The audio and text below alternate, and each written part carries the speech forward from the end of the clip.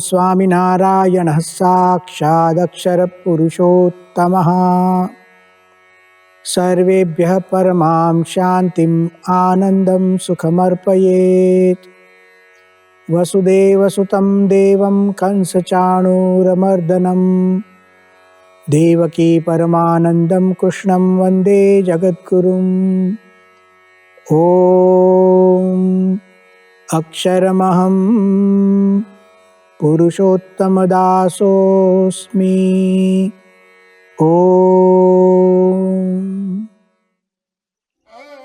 श्रीमद् भगवद गीता के प्रथम अध्याय के प्रथम श्लोक में धृतराष्ट्र जी की जिज्ञासा है युद्ध दर्शन की।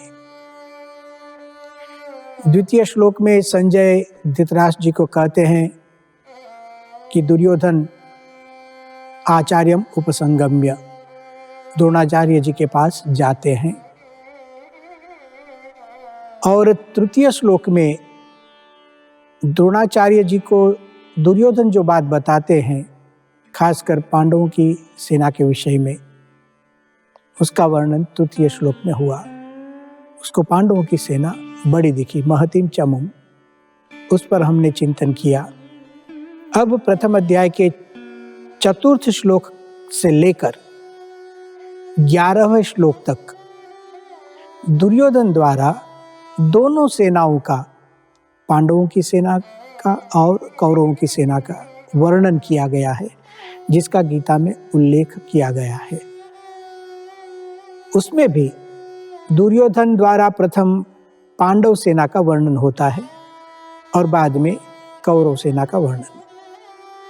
आज हम दुर्योधन द्वारा जो दोनों सेनाओं का वर्णन है उसके मूल शब्दों को जानेंगे और फिर उन शब्दों का आधार लेकर उसमें से हमें क्या समझने मिलता है, क्या बोध मिलता है, उसका विचार करेंगे। दुर्योधन ने कहा द्रोणाचार्य जी को, पश्य, आप देखिए पांडवों की सेना को, लेकिन फिर स्वयं ही पांडवों की सेना का वर्णन करते हैं। दुर्योधन ने जो वर्णन किया है उसकी बात गीता में इस तरह कही गई है। अत्र शूरा महेश्वासा भीमार्जुन समायुधि युयुधानो विराटश्च द्रुपदश्च महारथः दुष्टकेतुश्चेकितानः काशीराजश्च वीर्यवान् पुरुजित् कुन्तिभोजश्च शैब्यश्च नरपुङ्गवः युधामन्युश्च विक्रान्त उत्तमौजाश्च वीर्यवान् सौभद्रो द्रौपदेयाश्च सर्व एव महारथाः। इसका अर्थ होता है, इस युद्ध में सम्मिलित महाधनुर्धारी एवं शूरवीर भीम तथा अर्जुन, सात्यकी, विराट, महारथी राजा द्रुपद, धृष्टकेतु, चेकितान, शक्तिशाली काशीराज, पुरुजित, कुंतीभोज, मनुष्यों में श्रेष्ठ शैब्य, पराक्रमी युधामन्यु, सुभद्रा का पुत्र अभिमन्यु तथा द्रौपदी के 5 पुत्र, ये सभी महारथी हैं। इस प्रकार पांडवों की सेना का वर्णन करने के पश्चात दुर्योधन कौरवों की सेना का भी वर्णन करता है। शब्द इस प्रकार है, अस्माकं तु विशिष्टाये तान् निबोध द्विजोत्तम नायका मम सैन्यस्य संज्ञार्थं तान् ब्रवीमि ते भवान् भीष्मश्च कर्णश्च कृपश्च समितिञ्जयः अश्वत्थामा विकर्णश्च सौमदत्तिर्जयद्रथः अन्ये च बहवः शूरा मदर्थे नाना शस्त्र प्रहरणाः सर्वे युद्ध युद्ध विशारदाः। इसका अर्थ होता है, हे विप्रवर्य, अब अपनी सेना में जो विशिष्ट योद्धा है उन्हें भी जान ले। मैं आपके समक्ष हमारे युद्धेच्छु सेना नायकों का वर्णन करता हूं। आप भीष्म, कर्ण, समर विजयी कृपाचार्य, अश्वत्थामा, विकर्ण तथा सौमदत्त का पुत्र भूरिश्रवा, इनके उपरांत मेरे लिए अपने प्राणों की आशा छोड़कर आए हुए अनेक युद्ध विशारद योद्धा विविध शस्त्रों से सुसज्जित हैं। इस प्रकार दोनों सेनाओं के वर्णन के पश्चात और कुछ दुर्योधन कहना चाहता है। दुर्योधन द्रोणाचार्य जी से कहता है, अपर्याप्तम तदस्माकं बलम भीष्माभिरक्षितम पर्याप्तम त्विदमेतेषां बलम भीमाभिरक्षितम अयनेषु च सर्वेषु यथाभागम अवस्थिताः भीष्मम एवाभिरक्षन्तु भवन्तः सर्व एव हि। इसका अर्थ होता है, भीष्म द्वारा अभिरक्षित अपना सैन्य बल अपर्याप्त है, जबकि भीम द्वारा अभिरक्षित पांडवों का सैन्य बल पर्याप्त है। अतः हे आचार्य, सर्वत्र युद्ध के विभिन्न भागों में नियुक्त आप सभी भीष्म की सर्व प्रकार से रक्षा करें। इस तरह चतुर्थ श्लोक से लेकर 11वें श्लोक तक दुर्योधन द्वारा उभय सेना का वर्णन।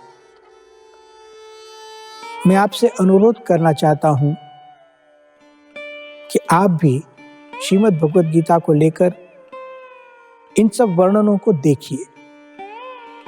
संस्कृत श्लोक भी बहुत सुंदर हैं। आपको मूल ग्रंथ का ज्ञान हो, इसलिए मैं संस्कृत श्लोक भी पढ़ता हूं। अब देखिए इस वर्णन में विशेषता क्या है। सबसे पहले पांडवों की सेना का जो वर्णन है उसमें आपको दिखेगा कि जो महारथियों के नाम लेता है उसमें वर्णन अद्भुत है। एक एक योद्धा में क्या विशेषता है, क्या शक्ति है, उसको दिखाकर द्रोण को कहता है। जैसे यहां किसी को कहा महेश्वासाहा, इसका धनुष बहुत बड़ा है। किसी के लिए महारथः ऐसा शब्द प्रयोग किया, किसी के लिए वीर्यवान ऐसा शब्द प्रयोग किया, किसी के लिए नरपुंगवः ऐसा शब्द प्रयोग किया। तो ये सब दिखाई देता है कि दुर्योधन जब पांडव सेना का वर्णन करता है तो कुछ विशेषता उसमें दिखाता है। हाँ, उसने अपनी भी सेना का वर्णन किया, लेकिन संक्षिप्त में किया। अब जब पांडवों की सेना को वह देखता है तो उस वर्णन में एक अंतिम शब्द बहुत महत्व रखता है, सर्वे एव महारथाः। उसको सब महारथ दिखते हैं और थे भी, लेकिन रजिस्टर होता है ये सब महारथी सामने आए हैं। महारथ एक पोस्ट का नाम है। जैसे आज भी हम मिलिट्री में जाए तो अलग अलग प्रकार की पोस्ट होती हैं, उसी तरह से महारथ एक हमारी जो राजकीय युद्ध नीति, प्राचीन युद्ध नीति थी, उसमें एक पोस्ट का नाम था। महाभारत में महारथ किसको कहते हैं उसका लक्षण लिखा है। कोई महारथ होता है, कोई अर्धरथ होता है, कोई रथी होता है। वो अलग अलग प्रकार से जैसी उस योद्धा की क्षमता, उस प्रकार से उसको पोस्ट दी जाती थी। पांडव सेना के जो योद्धा यहाँ दुर्योधन ने गिनाए हैं, सर्वेव महारथाः, उसको महारथ दिखाई देते हैं। क्या है महारथ का लक्षण? महाभारत में लिखा गया लक्षण मैं आपको सुनाता हूं।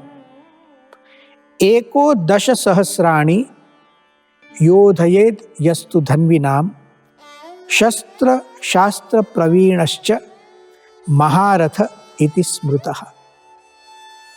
इसका अर्थ होता है जो योद्धा शस्त्र एवं शास्त्र की विद्या में विशारद हो तथा अकेला ही 10,000 धनुर्धारियों से युद्ध करने में समर्थ हो, वह महारथ कहलाता है। देखिए कितना परिपक्व मन है, कितनी परिपक्व बुद्धि है। एक व्यक्ति 10,000 के साथ युद्ध करना स्थूल रूप से बात नहीं, लेकिन 10,000 व्यक्तियों के साथ युद्ध करने का कौशल है उसमें। वह व्यूह रचना का आयोजन कर सकता है, उसकी मानसिक शक्ति उतनी होती है, उसको महारथ कहते हैं। 10,000 योद्धाओं के साथ जो आयोजन पूर्वक युद्ध कर सके उसको महारथ कहते हैं। और एक शब्द यहाँ प्रयोग किया गया, शस्त्र एवं शास्त्र की विद्या में विशारद, शस्त्र शास्त्र प्रवीणश्च। शस्त्र में प्रवीण होना अर्थात वो हथियार चलाना जानता है, शस्त्र प्रयोग किस ढंग से करना जानता है, जिसको हम आज कहते हैं प्रैक्टिकल जानता है। लेकिन उतना ही नहीं, शस्त्र शास्त्र युद्ध नीति के जितने शास्त्र है उसमें भी पारंगत होता है। आज की भाषा में कहे तो PhD होता है, उसमें डिलीट कर लेता है और लोगों को भी सिखा सके, इतनी उसमें ताकत होती है। ऐसे व्यक्ति को महारथ कहते हैं। दुर्योधन ने यहाँ जो वर्णन किया है उसमें अभिमन्यु महारथ है। अभिमन्यु की वय, उसकी उम्र जिस वक्त यह युद्ध चल रहा है बहुत छोटी उम्र है, बालक जैसा है, और उस समय वह महारथ है। आप देखिए कितनी शक्ति, मानसिक शक्ति अभिमन्यु की होगी। एक छोटे बालक को आप देखिए, 14-15 साल का कोई बालक हो तो आज के युग में माता पिता उसको संस्कार देते हैं, लेकिन आज के बालक कितने डरते हैं। अंधेरे में जाने से डरते हैं, चूहे से डरते हैं, कुछ आवाज जोर से हो जाए तो डर जाते हैं, अकेले रहने में डरते हैं, कुछ काम ज्यादा सौंप दे तो डरते हैं, कहीं बाहर कुछ लेने के लिए भेजे तो डरते हैं। भय भय भय भय। महारथ देखिए कैसे थे हमारे योद्धा, कैसे संस्कार दिए जाते थे। 10,000 योद्धाओं के साथ युद्ध करना है, अकेले डरने की बात क्या, अंधेरे से डरने की बात क्या है। ऐसे संस्कार घर में देने चाहिए। निर्भयता का पोषण कीजिए, उसमें एक मानसिक शक्ति को बढ़ाइए, बौद्धिक शक्ति को बढ़ाइए। अपने जो बेटे और बेटियां हैं उनकी निर्णय शक्ति को बढ़ाइए, महारथ बनाइए अपने अपने क्षेत्र में महारथ। युद्ध तो आज हमें करना नहीं है, लेकिन एक जीवन संग्राम में तो युद्ध करना है, उसके महारथ तो हमें बनना ही है। दुर्योधन जब पांडव सेना की वर्णन करता है उसमें महारथ दिखते हैं। द्रौपदीयाश्च, द्रौपदी के 5 पुत्र उसको महारथ दिखाई देते हैं और थे। तो पहली विशेषता कि दुर्योधन द्वारा जो पांडव सेना का वर्णन होता है उसमें उनके शस्त्र अस्त्र इत्यादि का वर्णन के साथ निरूपण करता है। अब एक दूसरी बात है, यहाँ फिर से साइकोलॉजी की बात करते हैं। पहले ही मैंने कहा श्रीमद् भगवद गीता का प्रथम अध्याय अति रोमांचक है और हम शब्दों का आधार लेकर मनोवृत्ति को पहचानने का प्रयत्न करते हैं। जो दुर्योधन द्वारा पांडव सेना का दर्शन हुआ उसमें आप भी देखिएगा गीता में प्रथम दर्शन किसका होता है, सबसे पहला नाम किसका है। शब्द ऐसे हैं, अत्र शूरा महेश्वासा भीमार्जुन समायुधि। भीम का प्रथम दर्शन होता है, वो भीम को पहले देखता है। श्रीमद् भगवद गीता के वचन अनुसार पहला उल्लेख भीम का। यहां हम थोड़ा सा चिंतन करें कि सबसे पहले भीम ही क्यों दिखा। पांडवों की सेना में तो बहुत सारे योद्धा हैं, स्वयं अर्जुन है, वो दूसरे नंबर पर नाम है उसका। भीम की बात करनी है कुछ। दुर्योधन और भीम बचपन से एक विशिष्ट संबंध है। समझो कभी बोलना हो जाता है, झगड़ा कर लेते हैं और कंप्लेन करना, कभी कभी तो बिना कारण कलह करना, क्लेश करना बिना कारण। दोनों में एक स्पर्धा चलती थी बचपन से, आप महाभारत पढ़िए।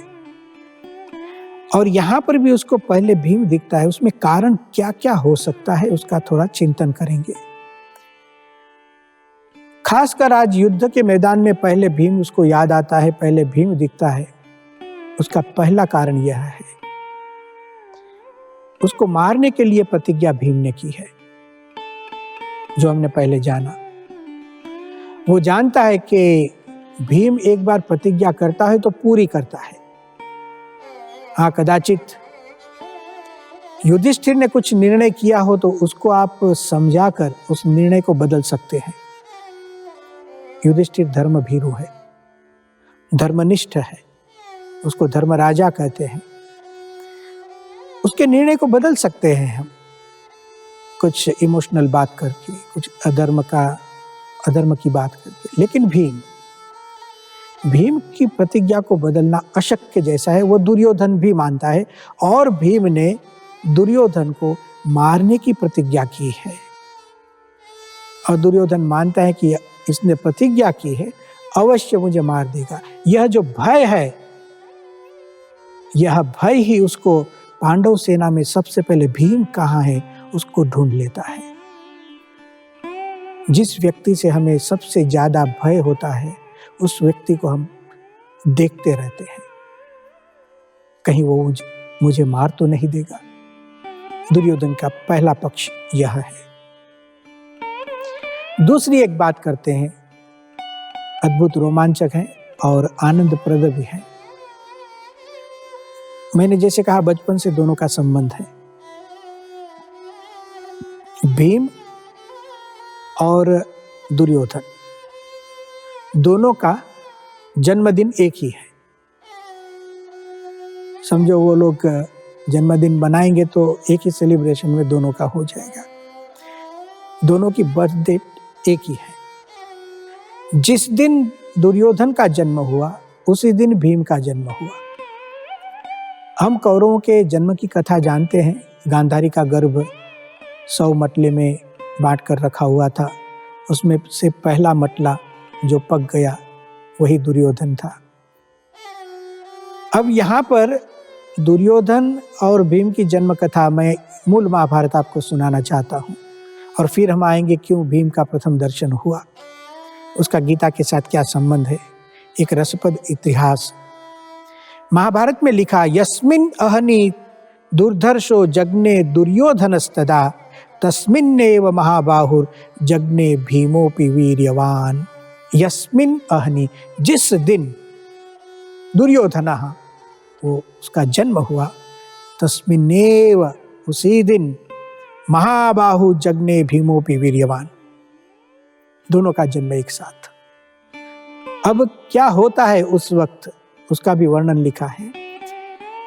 दुर्योधन का जैसे ही जन्म होता है तो दुर्योधन ने क्या किया, जन्मते के साथ ही महाभारत कहता है कि सजात मात्र एवाथ धृतराष्ट्र सुतो नृप रासभाराव सदृशम रुरावच ननादच। जैसे ही धृतराष्ट्र सुत, धृतराष्ट्र का पुत्र, प्रथम पुत्र दुर्योधन का जन्म हुआ, वह दुर्योधन जात मात्र एव, जन्म लेने के बाद तुरंत ही रासभाराव सदृशम, रासव का मतलब होता है गधा, गधे की तरह रुरावच ननादच, जैसे गधे की आवाज होती है उस तरह रोने लगा और चिल्लाने लगा। आवाज गधे की तरह। हाँ, रोना चाहिए, जन्म होने पर जो संतान है उसको रोना चाहिए, तो एक अच्छा चिन्ह है।